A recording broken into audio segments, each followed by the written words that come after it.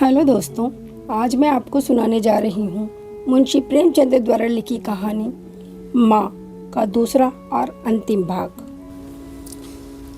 प्रकाश के कर्म और वचन में मेल न था और दिनों के साथ उसके चरित्र का अंग प्रत्यक्ष होता जाता था।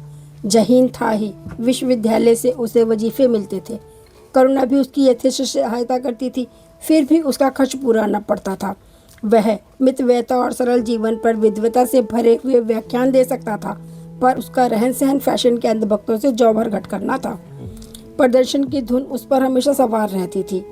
उसके मन और बुद्धि में निरंतर द्वंद्व होता रहता था। मन जाति की ओर था, बुद्धि अपनी ओर। बुद्धि मन को दबाए रहती थी, उसके सामने मन की एक ना चलती थी। जाति सेवा उसर की खेती है, जहाँ बड़े से बड़ा उपहार जो मिल सकता है वह है गौरव और यश, पर वह भी स्थायी नहीं, इतना अस्थिर कि क्षण में जीवन भर की कमाई पर पानी फिर सकता है। अतः उसका अंतकरण अनिवार्य वेग के साथ विलास में जीवन की ओर झुकता था, यहाँ तक कि धीरे धीरे उसे त्याग और निग्रह से घृणा होने लगी। वह दुरवस्था और दरिद्रता को हे समझता था। उसके हृदय न था, भाव न थे, केवल मस्तिष्क था। मस्तिष्क में दर्द कहाँ, वहाँ तो तर्क है, मंसूबे है। सिंध में बाढ़ आई, हजारों आदमी तबाह हो गए। विद्यालय ने वहाँ एक सेवा समिति भेजी। प्रकाश के मन में द्वंद्व होने लगा, जाऊं या ना जाऊं। इतने दिनों अगर वह परीक्षा की तैयारी करे तो प्रथम श्रेणी में पास हो। चलते समय उसने बीमारी का बहाना कर दिया। करुणा ने लिखा, तुम सिंध ना गए, इसका मुझे दुख है। तुम बीमार रहते हुए भी वहाँ जा सकते थे, समिति के चिकित्सक भी तो थे। प्रकाश ने पत्र का उत्तर ना दिया। उड़ीसा में अकाल पड़ा, प्रजा मक्खियों की तरह मरने लगी। कांग्रेस ने पीड़ितों के लिए एक मिशन तैयार किया। उन्हीं दिनों विद्यालय ने इतिहास के छात्रों को ऐतिहासिक खोज के लिए लंका भेजने का निश्चय किया।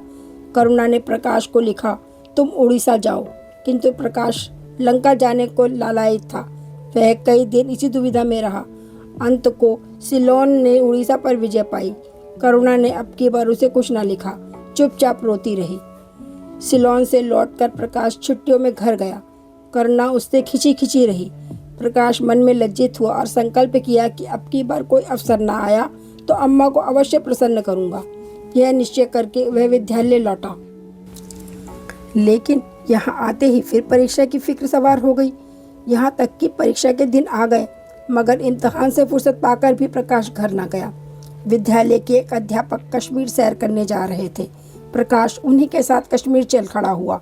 जब परीक्षा फल निकला और प्रकाश प्रथम आया, तब उसे घर की याद आई।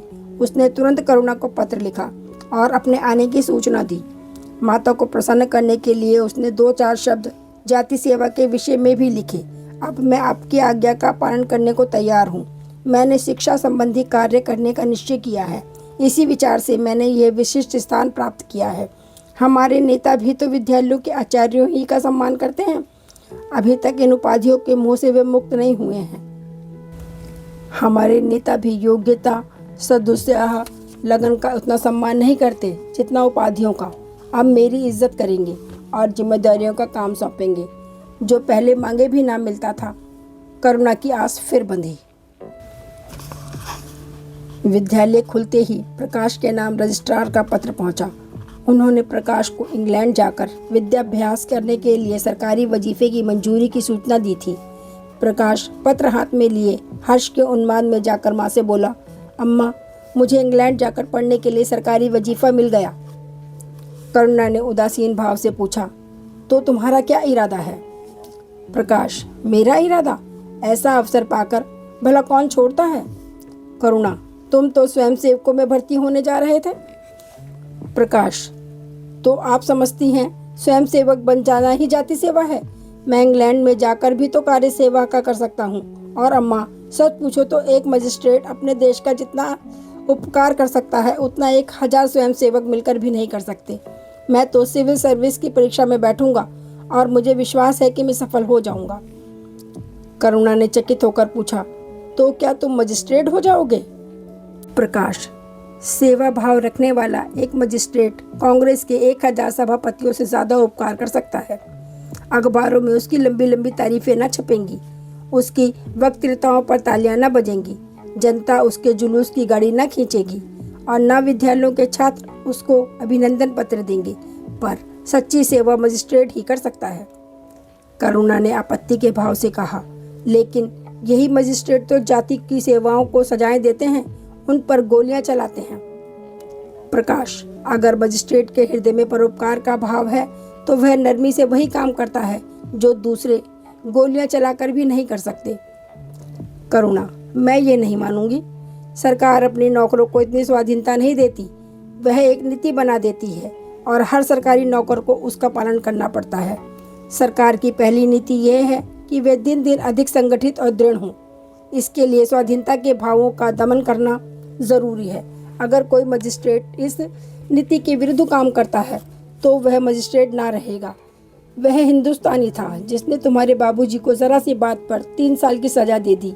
इसी सजा ने उनके प्राण लिए। बेटा, मेरी इतनी बात मानो, सरकारी पदों पर ना गिरो। मुझे ये मंजूर है कि तुम मोटा खाकर और मोटा पहनकर देश की कुछ सेवा करो, इसके बदले कि तुम हाकिम बन जाओ और शान से जीवन बिताओ। यह समझ लो कि जिस दिन तुम हाकिम की कुर्सी पर बैठोगे उस दिन से तुम्हारा दिमाग हाकिमों का सा हो जाएगा। तुम यही चाहोगे कि अफसरों में तुम्हारी नेक नामी और तरक्की हो। एक गंवारू मिसाल लो। लड़की को तब तक मैके में कुंवारी रहती है, वह उसी को उसी घर का समझती है, लेकिन जिस दिन ससुराल चली जाती है वह अपने घर को दूसरों का घर समझने लगती है। माँ बाप, भाई बंद सब वही रहते हैं, लेकिन वह अपना घर अपना नहीं रहता। यही दुनिया का दस्तूर है।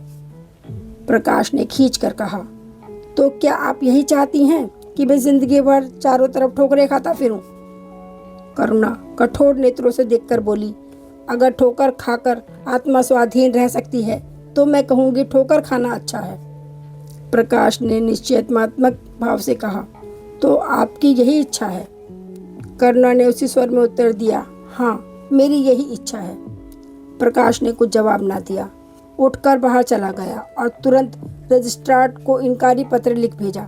मगर उसी क्षण से मानो उसके सिर पर विपत्ति ने आसन जमा लिया। विरक्त और विमन अपने कमरे में पड़ा रहता, ना कहीं घूमने जाता, ना किसी से मिलता, मुंह लटकाए भीतर आता और फिर बाहर चला जाता। यहाँ तक महीना गुजर गया। ना चेहरे पर वह लाली रही, ना वह ओज। आंखें अनाथों के मुख की भांति याचना से भरी हुई, होंठ हंसना भूल गए। मानो उस इनकारी पत्र के साथ उसकी सारी सजीवता, चपलता और सारी सरलता विदा हो गई। करुणा उसके मनोभाव समझती थी और उसके शोक को भुलाने की चेष्टा करती थी, पर रूठे देवता प्रसन्न न होते थे। आखिर एक दिन उसने प्रकाश से कहा, बेटा, अगर तुमने विलायत जाने की ठान ही ली है तो चले जाओ, मना ना करूंगी। मुझे खेद है कि मैंने तुम्हें रोका। अगर मैं जानती कि तुम्हें इतना आघात पहुंचेगा तो कभी ना रोकती। मैंने तो केवल इस विचार से रोका था कि तुम्हें जाति सेवा में मगन देखकर तुम्हारे बाबूजी की आत्मा प्रसन्न होगी। उन्होंने चलते समय यही वसीयत की थी।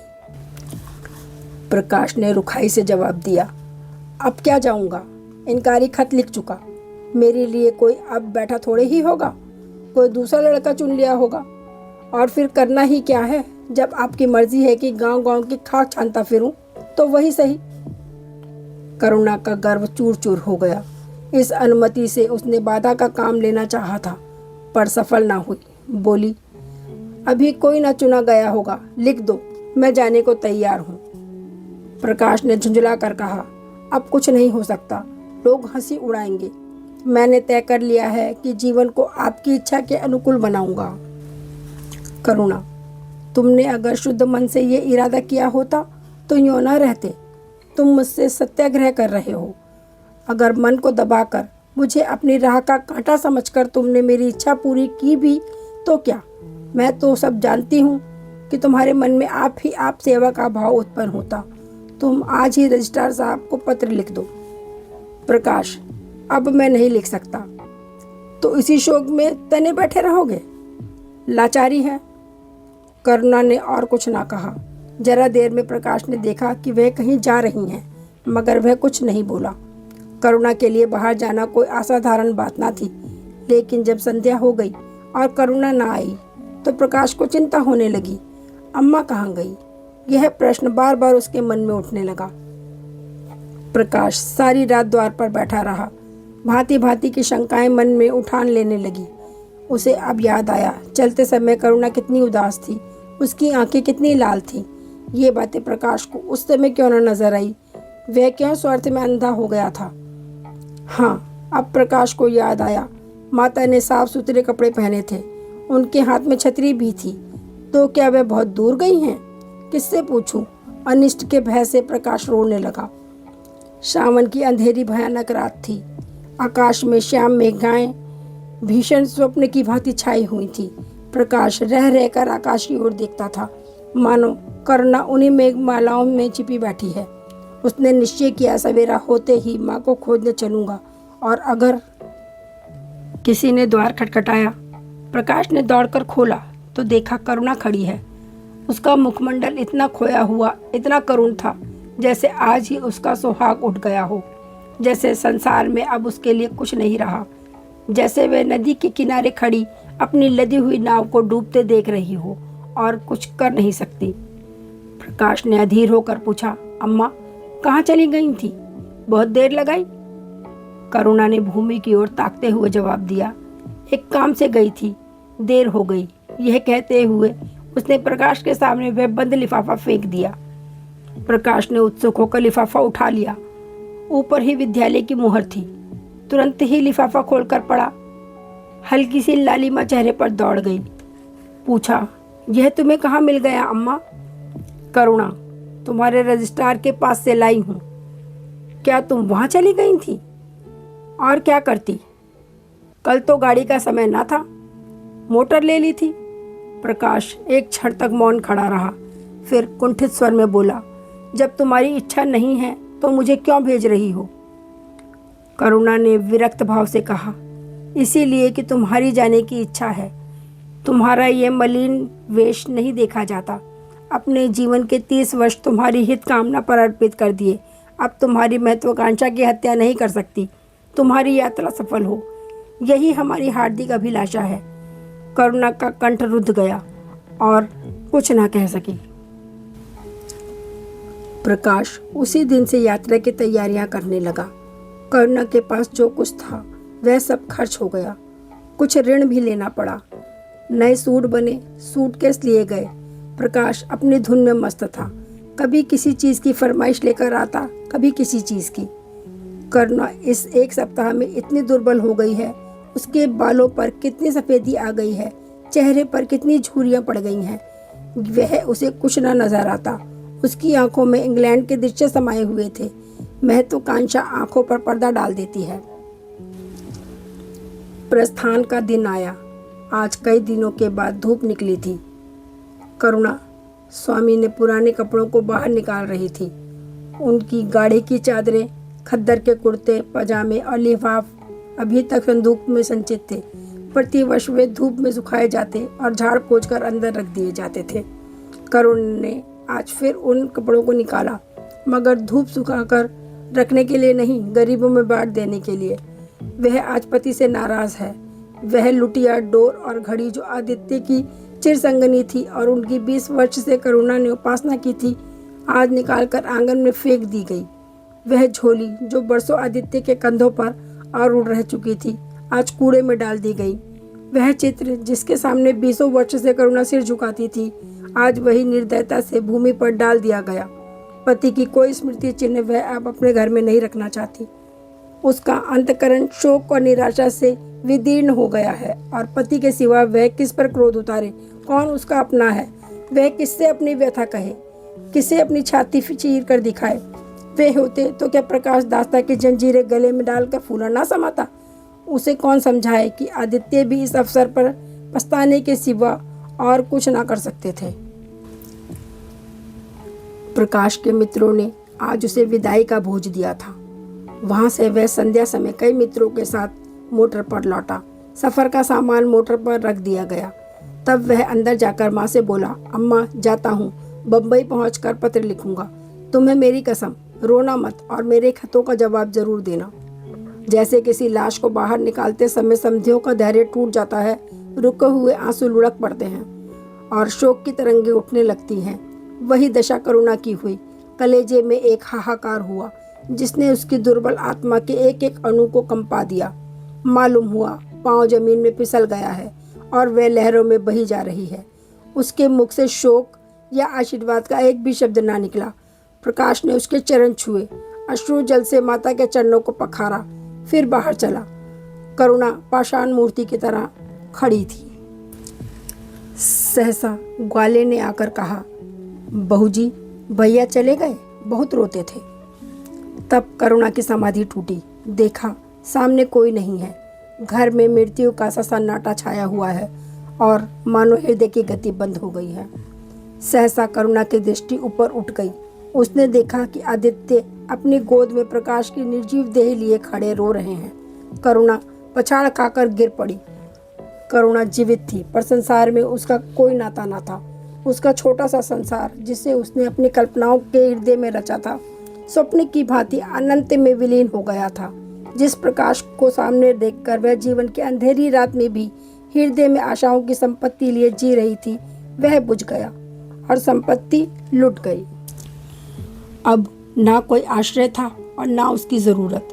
जिन गौओं को वह दोनों वक्त अपने हाथों से दाना चारा देती थी और सहलाती थी, वे अब खूंटे पर बंधी निराश नेत्रों से द्वार की ओर ताकती रहती थी। बछड़ों को गले लगाकर पुचकारने वाला अब कोई ना था। जिसके लिए दूध दूहे, मट्ठा निकाले, खाने वाला कौन था? करुणा ने अपने छोटे से संसार को अपने ही अंदर समेट लिया था। किंतु एक ही सप्ताह में करुणा के जीवन ने फिर रंग बदला। उसका छोटा सा संसार फैलते फैलते विश्वव्यापी हो गया। जिस लंगर ने नौका को तट से एक केंद्र पर बांध रखा था, वह उखड़ गया। अब नौका सागर के अशेष विस्तार में भ्रमण करेगी, चाहे वह उद्दाम तरंगों के वक्ष में ही क्यों न विलीन हो जाए। करुणा द्वार पर आ बैठती और मोहल्ले भर के लड़कों को जमा करके दूध पिलाती। दोपहर तक मक्खन निकालती और वह मक्खन मोहल्ले के लड़कों खाते। फिर भांति भांति के पकवान बनाती और कुत्तों को खिलाती। अब यही उसका नित्य का नियम हो गया। चिड़िया, कुत्ते, बिल्लियाँ, चींटे, चींटियाँ सब अपने हो गए। प्रेम का वह द्वार अब किसी के लिए बंद ना था। उस अंगुल भर जगह में जो प्रकाश के लिए भी काफी ना थी, अब समस्त संसार समा गया था। एक दिन प्रकाश का पत्र आया। करुणा ने उसे उठाकर फेंक दिया। फिर थोड़ी देर के बाद उसे उठाकर फाड़ डाला और चिड़ियाओं को दाना चुगाने लगी। मगर जब निशा योगिनी ने अपनी धूनी जमाई और वेदनाएं उससे वरदान मांगने के लिए विकल होकर चली, तो करुणा की मनोवेदना भी सजन हो उठी। प्रकाश का पत्र पढ़ने के लिए उसका मन व्याकुल हो उठा। उसने सोचा, प्रकाश मेरा कौन है? मेरा उससे क्या प्रयोजन? हाँ, प्रकाश मेरा कौन है? हृदय ने उत्तर दिया, प्रकाश तेरा सर्वस्व है। वे तेरे उस अमर प्रेम की निशानी है जिससे तू सदैव के लिए वंचित हो गई। वह तेरा प्राण है, तेरे जीवन दीपक का प्रकाश, तेरी वंचित कामनाओं का माधुर्य, तेरे अश्रु जल में विहार करने वाला हंस। करुणा उस पत्र के टुकड़ों को जमा करने लगी, मानो उसके प्राण बिखर गए हों। एक एक टुकड़ा उसे अपने खोए हुए प्रेम का एक पद चिन्ह सा मालूम होता था। जब सारे पुर्जे जमा हो गए तो करुणा दीपक के सामने बैठकर उसे जोड़ने लगी, जैसे कोई वियोगी हृदय प्रेम के टूटे हुए तारों को जोड़ रहा हो। हाय री ममता, वह अभागिन सारी रात उन पुर्जों को जोड़ने में लगी रही। पत्र दोनों ओर लिखा था, इसलिए पुर्जों को ठीक स्थान पर रखना और भी कठिन था। कोई शब्द, कोई वाक्य बीच में गायब हो जाता। उस एक टुकड़े को वह फिर खोजने लगती। सारी रात बीत गई, पर पत्र अभी तक अपूर्ण था। दिन चढ़ आया। मोहल्ले के लौंडे मक्खन और दूध की चाह में एकत्र हो गए। कुत्तों और बिल्लियों का आगमन हुआ। चिड़ियाँ आ आकर आंगन में फुदकने लगी। कोई ओखली पर बैठी, कोई तुलसी के चौराहे पर करुणा को सिर उठाने की फुर्सत नहीं। दोपहर हुआ, करुणा ने सिर न उठाया। ना भूख थी, ना प्यास। फिर संध्या हो गई, पर वह पत्र अभी तक अधूरा था। पत्र का आशय समझ में आ रहा था। प्रकाश का जहाज कहीं से कहीं जा रहा है। उसके हृदय में कुछ उठा हुआ है। क्या उठा हुआ है, यह करुणा ना सोच सकी। करुणा पुत्र की लेखनी से निकले गए एक एक शब्द को पढ़ना और उसे हृदय पर अंकित कर लेना चाहती थी। इस भांति 3 दिन बीत गए। संध्या हो गई थी। 3 दिन की जागी आंखें जरा झपक गईं। करुणा ने देखा, एक लंबा चौड़ा कमरा है। उसमें मेज़ें और कुर्सियां लगी हुई हैं। बीच में ऊंचे मंच पर कोई आदमी बैठा हुआ है। करुणा ने ध्यान से देखा। प्रकाश था। एक क्षण में एक कैदी उसके सामने लाया गया। उसके हाथ पांव में जंजीर थी, कमर झुकी हुई। वह आदित्य थे। करुणा की आंखें खुल गई, आंसू बहने लगे। उसने पत्र के टुकड़ों को फिर समेट लिया और उसे जलाकर राख कर डाला। राख की एक चुटकी के सिवा वहाँ कुछ न था जो उसके हृदय को विदीर्ण किए डालती थी। इसी एक चुटकी राख में उसका गुड़ियों वाला बचपन, उसका संतप्त यौवन और उसका तृष्णा में वैधव्य सब समा गया। प्रातःकाल लोगों ने देखा, पंछी पिंजरे से उड़ चुका था। आदित्य का चित्र अब भी उसके शून्य हृदय से चिपटा हुआ था। भग्न हृदय पति की स्नेह स्मृति में विश्राम कर रहा था और प्रकाश का जहाज यूरोप चला जा रहा था। आपको ये कहानी कैसी लगी? यदि आपको ऐसी कहानियाँ पसंद हैं तो चले आइए मेरे चैनल रीडर्स पॉइंट पर। धन्यवाद।